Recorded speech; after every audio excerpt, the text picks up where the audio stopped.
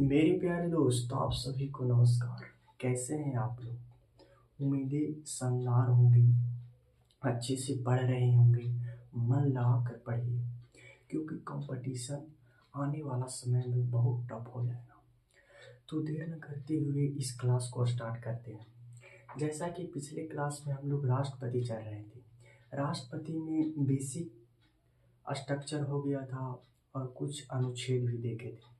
जैसे एक बार में रिकॉल भी करा सकते हैं। राष्ट्रपति कहता है भाग 5 अनुच्छेद 52 से लेकर 62। 52 में कहता है भारत का राष्ट्रपति होगा। 52 में क्या कहता है? भारत का राष्ट्रपति होगा। 53 में क्या कहता है? राष्ट्रपति तीनों सेनाओं का सर्वोच्च सेनापति होता है, या वायुसेना, थल सेना और जल सेना के सर्वोच्च सेनापति होता है। 53 और 54 क्या कहता है? बल्कि 53 तो हो गया। 54 और 55 क्या कहता है? राष्ट्रपति का निर्वाचन और निर्वाचित होने के लिए प्रक्रिया। तो कल की क्लास में यह पूरा देख लिए थे। तो आज देर न करते हुए इस क्लास को स्टार्ट करते हैं। यह है आज की क्लास। क्या है आज की क्लास? यह है कि अनुच्छेद जो 54 और 55 में था, अनुच्छेद 54 और 55 में क्या था? निर्वाचित होने की प्रक्रिया। किसकी निर्वाचित होने की प्रक्रिया? राष्ट्रपति के निर्वाचित होने की प्रक्रिया। राष्ट्रपति की निर्वाचित होने की प्रक्रिया निर्वाचन में, राष्ट्रपति के निर्वाचन में कौन कौन सा सदस्य भाग ले सकते हैं? तो पहला देखते हैं कौन कौन सा सदस्य भाग ले सकते हैं। पहला, राज्यसभा के सदस्य।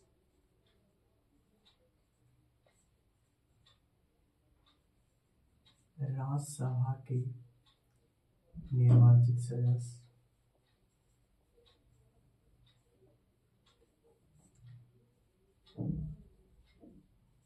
राज्यसभा के निर्वाचित सदस्य इसी प्रकार से होगा।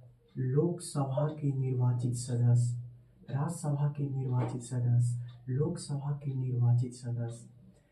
प्रत्येक राज्य के प्रत्येक राज्य के विधानसभा, प्रत्येक राज्य के क्या? विधान परिषद का सदस्य।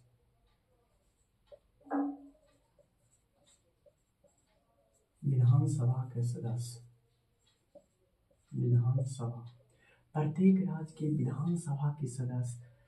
राज्यसभा के निर्वाचित सदस्य या मनोनीत सदस्य इसमें राष्ट्रपति के चुनाव में भाग ले सकते हैं, या लोकसभा के निर्वाचित सदस्य या और सभी सदस्य राष्ट्रपति के चुनाव में भाग ले सकते हैं। जो निर्वाचित की प्रक्रिया है, किसके निर्वाचित की प्रक्रिया है? राष्ट्रपति के निर्वाचित की प्रक्रिया है। किसके निर्वाचित की प्रक्रिया है? राष्ट्रपति की निर्वाचित की प्रक्रिया है। जो राष्ट्रपति के चुनाव में कौन कौन आदमी भाग ले सकता है वह हम बता रहे हैं। पहला आदमी क्या है?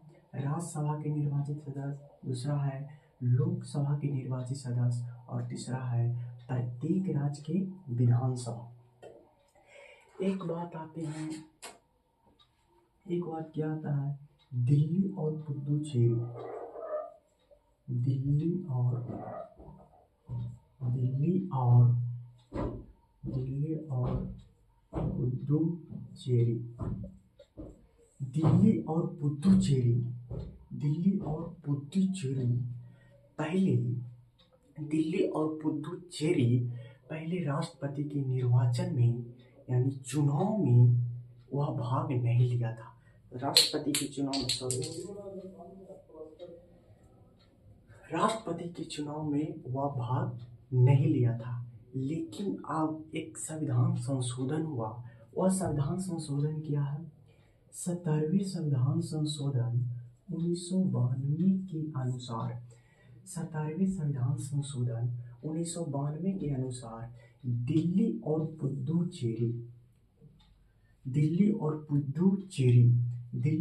पुडुचेरी को राष्ट्रपति के निर्वाचन में यानी राष्ट्रपति के चुनाव में भागीदारी का हिस्सा बन गया। कौन हिस्सा बन गया?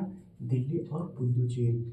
या एक स्टार लगाकर यह क्वेश्चन लिख लीजिए कि दिल्ली और पुडुचेरी को राष्ट्रपति के निर्वाचन में 17वें संविधान संशोधन 1952 के तहत इसे जोड़ा गया।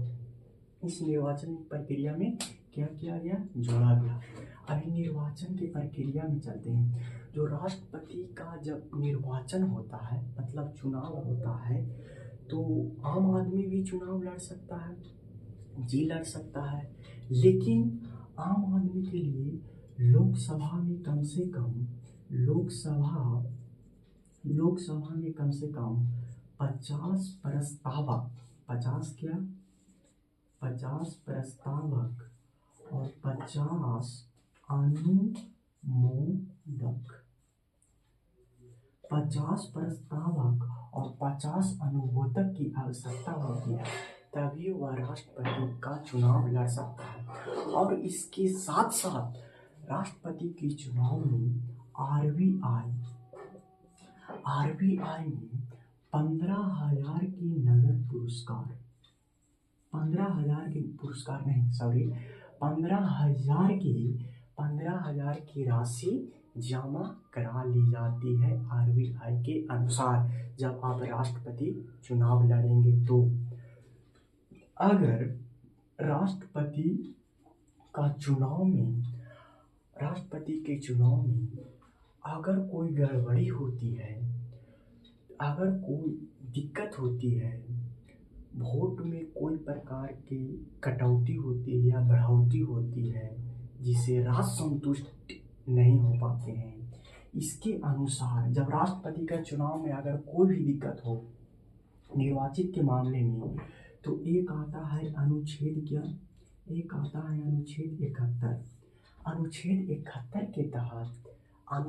71 के तहत सुप्रीम कोर्ट का फैसला आता है।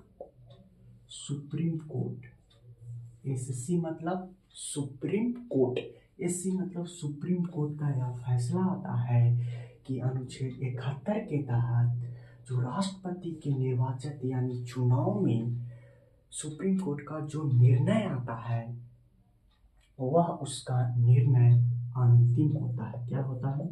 उसका निर्णय क्या होता है? अंतिम होता है। यह राष्ट्रपति का निर्वाचन हेतु पूरा प्रावधान है। अब पूछेगा राष्ट्रपति के चुनाव में कौन भाग नहीं लेता है? तो राष्ट्रपति के चुनाव में कौन भाग नहीं लेता है? विधान परिषद। आज के विधान परिषद राज्य के जो विधान परिषद है राज्य का विधान परिषद या मनोनीत सदस्य राष्ट्रपति के चुनाव में भाग नहीं लेता है। राष्ट्रपति के चुनाव में भाग नहीं लेता है। तो पूरा डिटेल में आज हम लोग समझे निर्वाचित की प्रक्रिया। किसके निर्वाचित की प्रक्रिया? राष्ट्रपति के निर्वाचित की प्रक्रिया। किसके निर्वाचित की प्रक्रिया? राष्ट्रपति की निर्वाचित की प्रक्रिया। किसकी निर्वाचित की प्रक्रिया? राष्ट्रपति की निर्वाचित की प्रक्रिया। राष्ट्रपति की निर्वाचित की प्रक्रिया पूरा डिटेल में हम लोग आज समझे। इसके बाद एक आता है एंग्लो इंडियन का कॉन्सेप्ट। थोड़ा सा कॉन्सेप्ट हम लोग देखेंगे। एंग्लो इंडियन निर्वाचित की प्रक्रिया हो गया। जैसे जैसे होगा उसे हम अनुच्छेद मिटाते जाएंगे।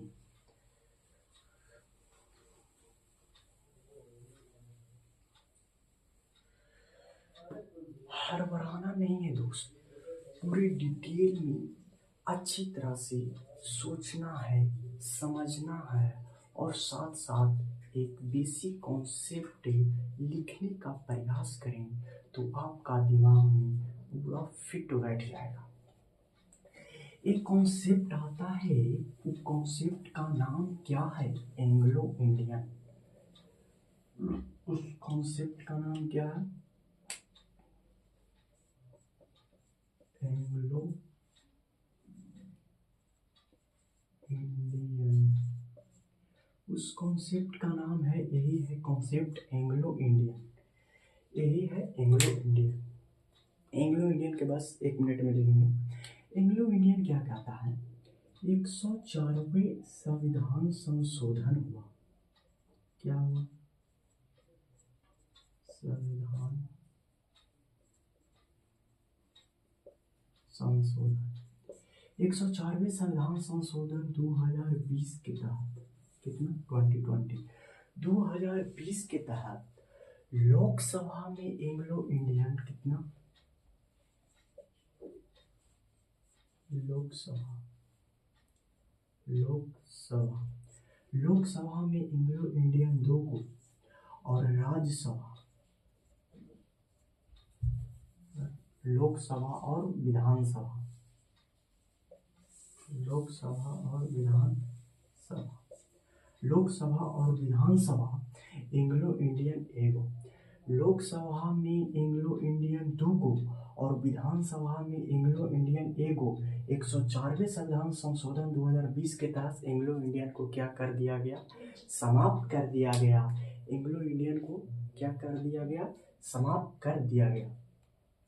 यही है एंग्लो इंडियन का कॉन्सेप्ट। एंग्लो इंडियन कहता है 104वें संविधान संशोधन 2020 के तहत, क्या है 104वें संविधान संशोधन 2020 के तहत एंग्लो इंडियन लोकसभा में 2 एंग्लो इंडियन और विधानसभा में 1 एंग्लो इंडियन का प्रावधान किया गया है। क्या किया गया है? एंग्लो इंडियन का 104वें संविधान संशोधन 2020 के तहत 104वें संविधान संशोधन 2020 के तहत एंग्लो इंडियन लोकसभा में 2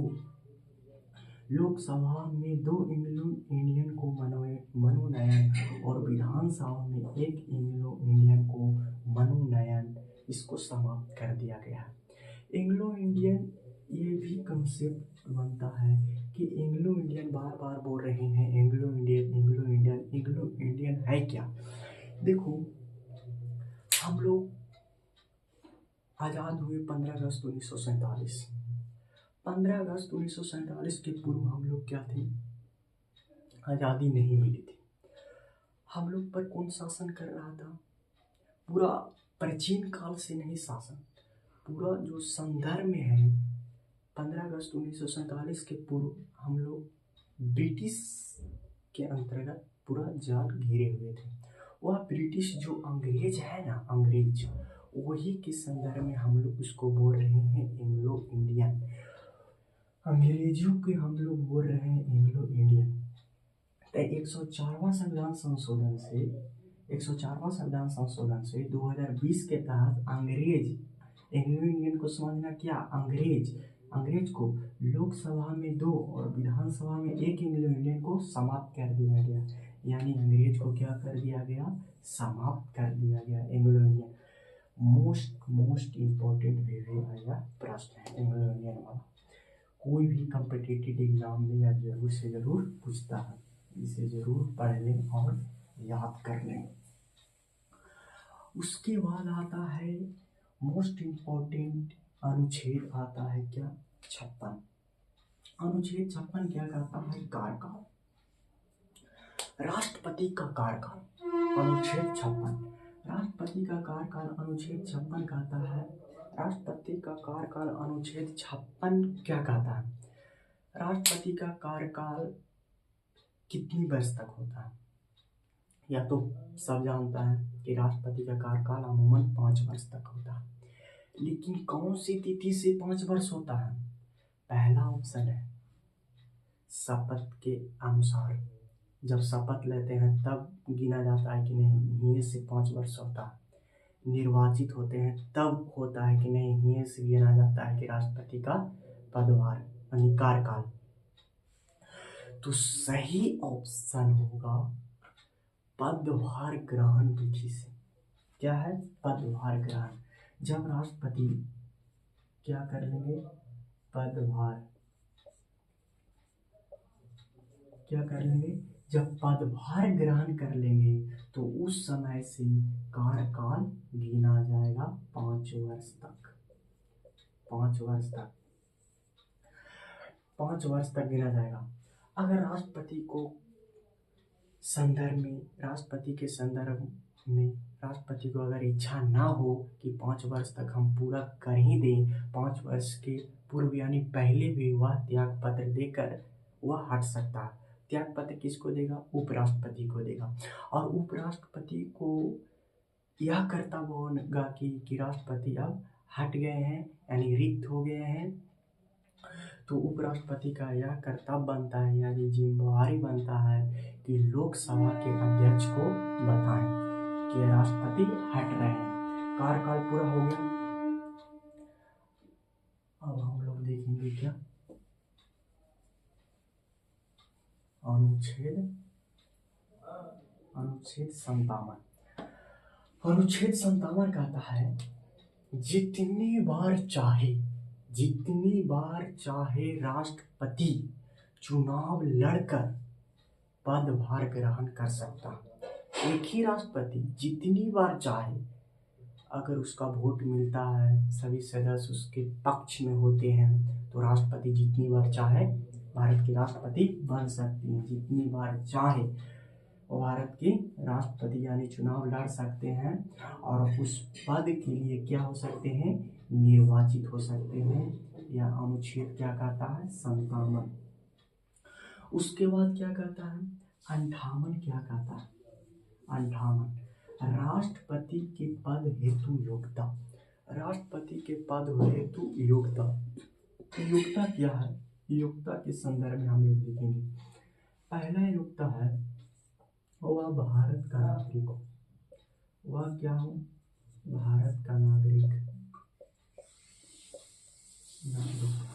दूसरा क्या है? उसका उम्र 35 वर्ष पार कर लिया हो, 35 वर्ष हो चुका हो, यानी 35 वर्ष पार कर चुका हो,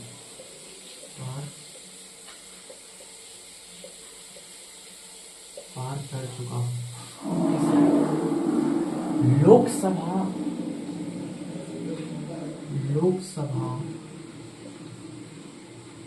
लोकसभा के अध्यक्ष के रूप में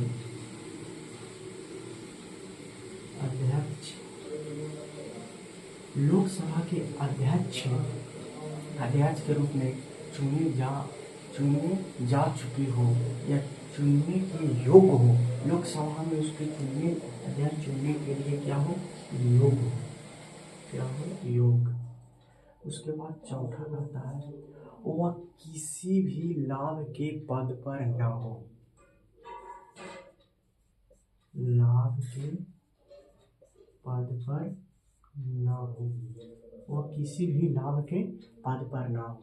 यही है राष्ट्रपति के पद हेतु योग्यता, अनुच्छेद 58। उसके बाद क्या कहता है? पद की रिक्तता थोड़ी बहुत जिक्र करती थी। कितना? अनुच्छेद 56 में। पद की रिक्तता क्या कहता है? 62 में। राष्ट्रपति का पद रिक्त कब हो जाएगा? जब वह मृत्यु हो जाएगा, उसका कार्यकाल पूरा हो चुका होगा, तभी ना राष्ट्रपति का पद रिक्त यानी खाली होगा। जी, महाभियोग की प्रक्रिया से भी हो सकता है, पद रिक्त हो सकता है। मतलब अनुच्छेद 62 यही कहता है जो राष्ट्रपति का जो पद है ना, रिक्त कैसे हो सकता है, यही अनुच्छेद 62 कहता है। उसके बाद कहता है अनुच्छेद 61। अनुच्छेद 61 कहता है महाभियोग। राष्ट्रपति महाभियोग प्रक्रिया से भी हट सकते हैं। यह अलग से अनुच्छेद 61 दिया है। अच्छा, राष्ट्रपति को महाभियोग की प्रक्रिया अनुच्छेद 61 में आया कहाँ से? बल्कि आया क्यों? सबसे पहले यह है कि राष्ट्रपति का भी एक नियम कानून होता है। हर व्यक्ति हर एक नियम कानून के अंदर बंधे होते हैं।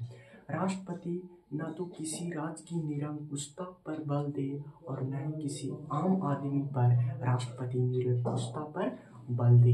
इसी प्रक्रिया से अनुच्छेद 61 में राष्ट्रपति का महाभियोग की प्रक्रिया लाया गया है। उसके बाद क्या आता है? 60 में क्या कहता है? 60 में राष्ट्रपति का शपथ। पूछेगा राष्ट्रपति का शपथ कौन दिलाता है? पहला ऑप्शन उपराष्ट्रपति के सदस्य या उपराष्ट्रपति या प्रधानमंत्री या संसद के निर्वाचित सदस्य या सीजीआई। तो इसका सही जवाब होगा क्या? सीजीआई। सीजीआई के द्वारा राष्ट्रपति का शपथ साठ के अनुसार होगा। अब यह समझ में नहीं आया होगा कि सीजीआई किसे कहते हैं, सीजीआई क्या है। तो एक लेसन हम पढ़ाएंगे संसदीय व्यवस्था, इसे जुडिशरी कहते हैं। जुडिशरी में सभी प्रकार से आ जाएगा सीजीआई क्या है, लोकसभा की अधिकतम सीट की संख्या, राज्यसभा की अधिकतम सीट की संख्या, लोकसभा क्या है, राज्यसभा क्या है, पूरा डिटेल में हम लोग समझेंगे संसदीय व्यवस्था में। अभी फिलहाल यह समझे कि राष्ट्रपति का शपथ कौन दिलाता है? सीजीआई। उसके बाद कहता है, लास्ट अनुच्छेद है 59 क्या कहता है? राष्ट्रपति पद की शर्तें। राष्ट्रपति पद की शर्तें क्या है? पहला शर्त है कि राष्ट्रपति किसी लाभ के पद पर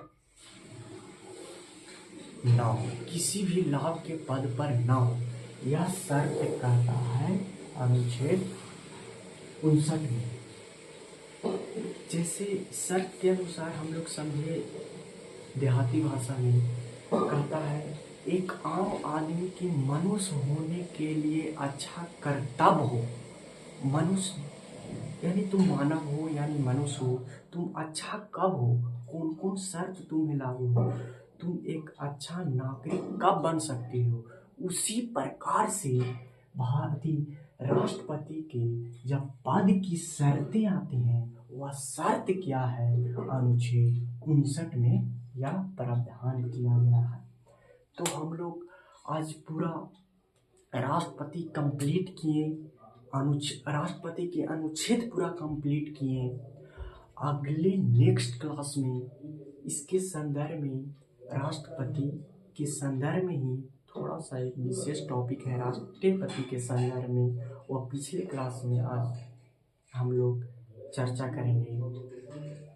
आज तक इतना ही।